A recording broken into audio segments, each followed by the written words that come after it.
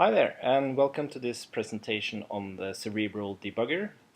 As you can see here, I have loaded up the To-Dos app from todomvc.com, and we see the debugger on the right side here. Before we go into how it works, we are going to just quickly check out the code, because the debugger depends on the signals of Cerebral. Those signals are what are able to change the state of the application. So if we check out the main JS file here, we can see that I have created a few signals. Like whenever you change the input of a new to-do, that will trigger a new to-do title changed signal, which then runs an action called set new to-do title. And we have many different signals that do one or multiple actions. We even have a signal that does an asynchronous action, which we have over here. This save to do is asynchronous. And if we go down here, we also see that the router, we are just using page.js, which is like a really simple router. It also triggers signals, which will set a filter, like if it's just the completed to-dos, the active to-dos, and yeah, stuff like that. Okay, so let's move over to the application, and when this fires up, the router triggers a signal that the route changed, and we can see that this signal spent 3 milliseconds running its actions. And during that time, it triggered two different actions, one called set filter and one called set visible to-dos. And as we can see in our code, that is exactly what's happening. On route changed, we have set filter and set visible to-dos. Inside these actions, there are each of them does one mutation.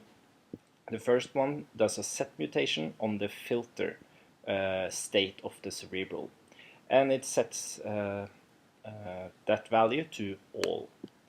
And again, we see a set mutation to the visible to-dos state value, and the value is an empty array. So let's start doing some changes here. When I now start to type here, we trigger more signals, and the debugger reacts to this. And as we can see, we get the same type of information. Now what's really cool is that I can actually grab this slider, and I can go back in time, just like that, and look at whatever signals, actions, and mutations that were done at each step. If I now hit the enter key, we will see this asynchronous action in action.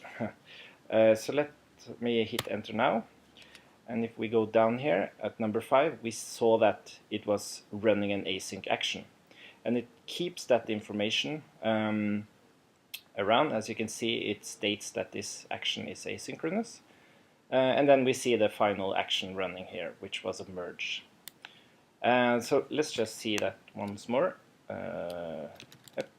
I hit enter, and we see async action running, and we see the rest of the mutations. Maybe you noticed, maybe you did not, but it's not possible to use the debugger when asynchronous actions are running. And that's because the application is still running its code, or will in the future. But what's really nice about asynchronous actions is that when you now go back in time, it remembers the result of the asynchronous action. So what that means is that even though we have asynchronous code, when we go back in time, it will be synchronous. And that's the way it has to work, really. You can like contact the server and wait for a new response. It will probably be different and stuff like that. So that's handled by the debugger or Cerebral. Yes, what I also wanted to show you is that like this mutation, it pushes to the to-dos array, and it shows the argument it passed when pushing, and that was of course a new to-do, as we can see here. But what if I wanted to just check out this to-dos array? What's the current state of that to-dos array? What I can do is just click that state, and then you will see that in your console it will log out that state. And now we can use a normal console to check out these objects, and these are the actual, this is not like, these won't change. So the to-dos list that you see here on this specific mutation, that is the to-dos array you will see down here, because Cerebral is immutable. So you will never have this thing where you log out something and suddenly it has changed because time has passed and stuff like that. So yeah, and as we can see, as I click around in the application, we see different types of signals triggering and different mutations. And I can do this, and I can change the title here and do stuff like that. And the thing is that with this debugger you get an amazing insight into how your application actually works. You always have control of the state flow, and that is the really difficult part of web development, especially in big complex applications. You don't have this, when it gets too complex you can't fit it inside your head, it's just too complex. So this debugger will help you keep that sanity. And that's basically what I wanted to show you. Yeah, the debugger for Cerebral. Thanks for watching.